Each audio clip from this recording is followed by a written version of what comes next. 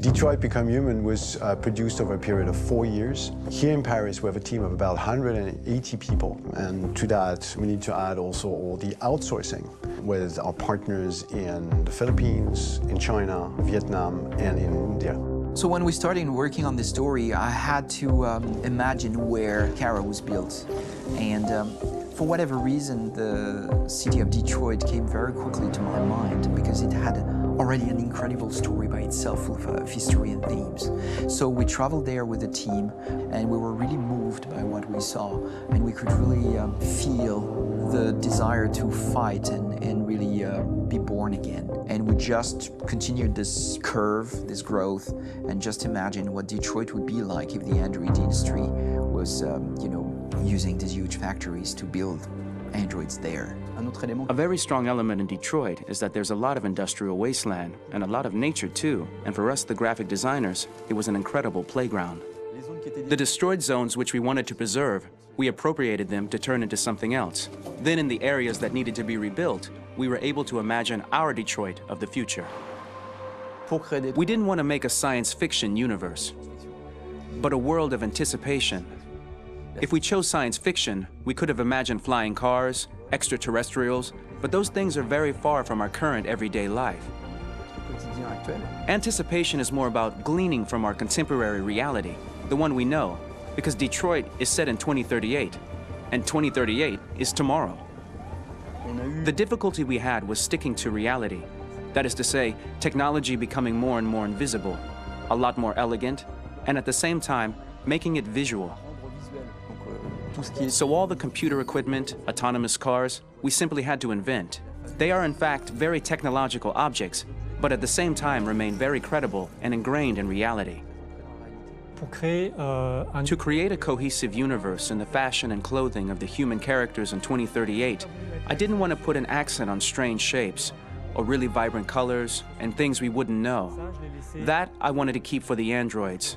The goal was to create something familiar which we can identify with in this future setting. Working on the artistic direction for the androids was a bit special because this is a project about the place they could occupy in the human world. It was out of the question for them to be too beautiful or too perfect. They had to correspond to every social class, rich and poor. Inspired by everyday utilitarian clothes, I brought a modern touch by adding dynamic display surfaces, the armband we can see on the side, the triangle on the front and back, an LED. Like that, there's no confusion. Wait. You're sending an android? All right, ma'am. We need to go. You can't do that.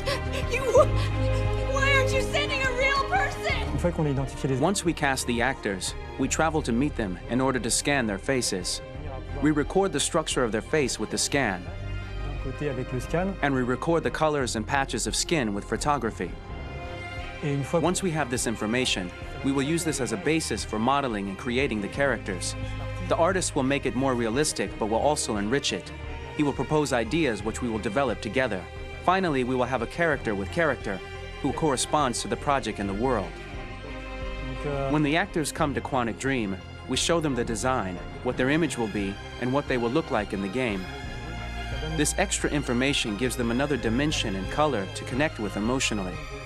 It helps them think about how to play their character. Your mission. That's all you care about, huh? You should consult a professional who can help you. Beat it, you hear me? Get the hell out of here! So there are 3 types of shoots at Quantic Dream. Shooting and performance capture, where you capture the whole actor, his voice, his face, and his body. These shoots are obviously done with American actors because the game's original version is in American English. After that, there are the body-only shoots, representing around 250 days of filming, while the performance capture is 100 days of filming. Now, body-only shoots, there are 2 types. There are the action shoots and the technical shoots, which are mokit shoots. Mokit is when the player controls a character on the screen, and he moves in an environment to explore it. This is of particular importance at Quantic Dream, and therefore we shoot a lot to offer a unique context for each scene and each character. To prepare a motion capture shoot, we first get together to look at the sets we need, the animations that we want to shoot, which ones need to be grouped together, or which ones need to be cut and shot at another time, so that we get the most out of the shooting day. This often means shooting scenes out of order, especially those with big props or accessories, like a big car, for example. So we shoot all the animations related to that particular prop first.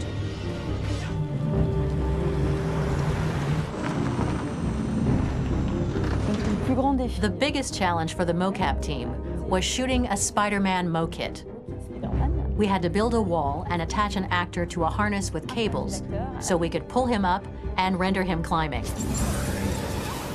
The shooting on this game took about, I would say, more than a year, maybe 1 and 2 years, with about 300 actors on set. So I would say it's quite a massive production. But so much happened on this set between the stunts and the shootings with a little girl and all these great actors that we had. It was really a very, very memorable journey for the team and for myself. Today, Detroit has over 37,000 animations. When we retrieve the motion capture data, it's just a cloud of points, which represent all the markers worn by the actors. From this cloud of points, we have a phase called retargeting, which gives us a skeleton. This skeleton will be applied to the characters of the game. There is still work to be done, but this gives us the main movements. Since we are working on something very realistic, we must recognize the actor and also recover all the emotion he expresses in his performance. We use a system of facts, an identity card for each actor. We make the actor do a whole range of facial expressions. Then we recover all the expressions and paste the animations on a puppet that Jan has prepared. I then recover and refine these poses. I might stretch the lip, reinflate a cheek, tiny details that make the finished product really capture the actor. Because of the nature of our mocap system today, when we receive the animations, we're missing eye movements, and so the character has that dead look. He really has no eyes, so then it's a big part of the work for the animators to find the regard of the actor in relation to his position, in relation to the body, etc. It was crazy when I saw the newest model for Kara, because they've been working on it and working on it, and this was the first time I literally jumped in my seat. It not only looked so much like me, it was the fact that it looked so lifelike. It wasn't that it looked just like it was a camera, it was something else, you know, but it looked alive. It's exciting, and it's kind of terrifying. Game after game, we learned the rules of optics and filming, and our goal with Detroit Become Human was to have cameras that would actually emulate the optics of a real physical camera. So basically dealing with real-world imperfections was our main task, and just to make cameras look as real as we can.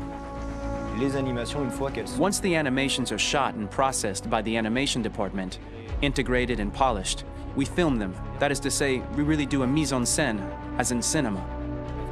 The real difficulty of our job is to know if these cameras are telling us something. Are they in the emotion of the scene? Do they describe exactly what the action must convey, what must be felt? The most important challenge for me was one of the final scenes where Marcus decides to start the revolution and go to the battlefield. Very quickly, we imagined this to be a huge sequence shot. We wanted the feeling of a cameraman running behind us while showing Marcus, the androids who help him, the person shooting at us, etc. Above all, it was necessary to say to oneself, this scene is very violent but does not glorify war. On the contrary, that war is something improbable and absurd. It was really a fun challenge. The idea was to say we have 3 characters. We would like each of them to have a specific cinematography. We wanted Kara to be much more filmed with some kind of handheld camera, to have something very living, very breathing. For Connor, we wanted something very cold and very perfect. And for Marcus, we wanted something epic and spectacular. So it was about the filming, but it was also about the photography. So we worked with a director of photography to give each character a different lighting, different key colors. Each of them would have their own worlds. And finally, we worked with the composers, so they would create a specific sound for each character, so each would have his own world and his own style.